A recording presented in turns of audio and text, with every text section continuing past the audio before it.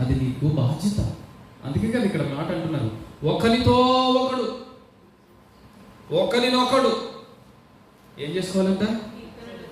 కీర్తనలతోనూ సంగీతములతోనూ ఆత్మ సంబంధమైన పాటలతోనూ హెచ్చరించుచు మీ హృదయములలో ప్రభువును గూర్చి పాడుచు కీర్తించుచు మన ప్రభువైన యేసుక్రీస్తు పేరట సమస్తమును గూర్చి తండ్రి అయిన దేవునికి ఎల్లప్పుడూ కృతజ్ఞతాస్తుతులు చెల్లించుచు.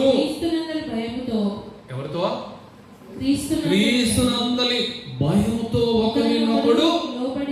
హల్లెలూయా. ఇప్పుడు లోబడతారా లోబడరనే తర్వాత విషయంగా అలా కదా. ఇక్కడ లోబడమంటున్నారా లోబడద్దు అంటున్నారా? లోబడమంటున్నారు. లోబడకపోతే వాళ్ళకి శ్రమ, హెచ్చరించకపోతే నీకు శ్రమ. సువార్తను ప్రకటించవలసిన భారము మన అందరి మీద మోపబడి ఉంది. వారు సువార్తను ప్రకటించేసామండి, అయిపోయింది, రక్షణలోకి వచ్చేసారు. ఇంకా వాళ్ళు నాకంటే ముందు నుంచి సీనియర్స్ విశ్వాసములో అఫ్కోర్స్ కావచ్చు, కానీ మరి వాళ్ళ దీపం మారిపోతుంది కదా. ఆ దీపం మారిపోతుంటే చూస్తూ ఉంటావా?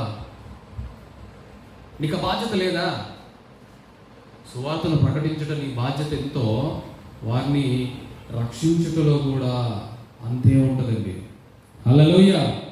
అందుకనే లోబడడం కూడా నేర్చుకోవాలి, హెచ్చరించడం నేర్చుకోవాలండి ప్రతి ఒక్కరు. ఇక్కడ నాకేం అవసరం, నాకేం అవసరం, నేనెందుకు చెప్పాలి, నాకేం పని లేదా, నీ పని నువ్వు చూసుకో, ఈ కాదండి. ఈ మాట ఇలా ఉంది అంటే చెప్పే వరకు చెప్తానే ఉంటారు. చెప్పిన తర్వాత ఏమైంది అంటే లోపడం. ఆ లోపడకపోవడం పక్కన పెట్టేసి అవతల వాళ్ళ క్యారెక్టర్ని కూడా బయటకు తీసుకొని వస్తారు. ఇది ఒక రకమైనటువంటి బ్యాడ్ హ్యాబిట్స్ ఉన్నాయి మనిషి లోపల. కానీ దేవుని వాక్యం ఏం సెలవిస్తుందంటే లోబడమంటుందండి.